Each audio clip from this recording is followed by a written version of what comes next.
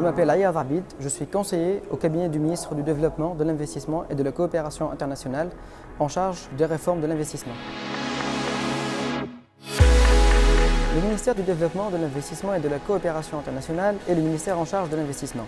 Il intervient à ce titre dans la création en amont des réformes législatives et réglementaires liées au climat des affaires. Précisément, la fluidification et la simplification des procédures de création d'entreprise qui forment un indicateur important dans le rapport Doing Business. Par ailleurs, le ministère est aussi en charge de la simplification de l'accès aux activités économiques et des autorisations administratives liées à l'exercice de ces activités. S'il fallait synthétiser, je dirais que les difficultés majeures sont au nombre de 3. La complexité, la difficulté et le coût élevé de la création d'une entreprise, l'accès au financement et finalement la législation de change. D'après les dialogues continus que nous exerçons et que nous performons avec nos partenaires du secteur public et du secteur privé, il y a un certain nombre de recommandations qui ressortent.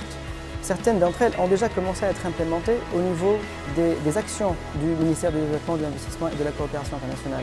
Je citerai notamment la batterie de mesures qui a été effectuée pour améliorer les classements de la Tunisie dans le rapport Doing Business, dont certaines concernent l'indicateur spécifique de la création d'entreprise.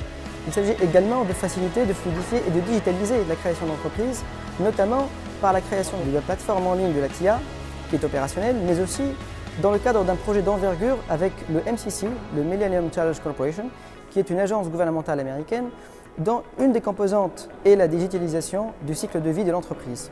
Par ailleurs, un certain nombre de recommandations et de mesures ont été implémentées dans le cadre de la loi transversale. Notamment, je citerai l'élimination de l'exigence du certificat de dépôt lors de la création d'une SAR.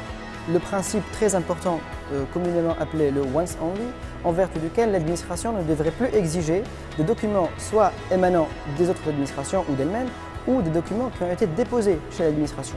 La logique étant que l'administration raisonne en une entité homogène au sein de l'État.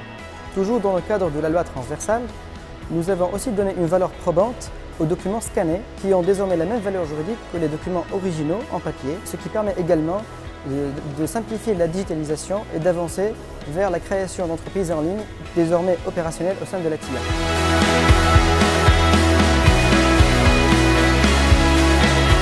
Le travail sur l'amélioration du classement de la Tunisie dans l'indicateur Doing Business concernant la création d'entreprises est toujours en œuvre. Il s'agira de synthétiser les retours d'expérience, les inputs et les feedbacks du secteur privé notamment pour en ressortir les meilleures pratiques, les meilleures recommandations que nous implémenterons au sein des réformes prochaines.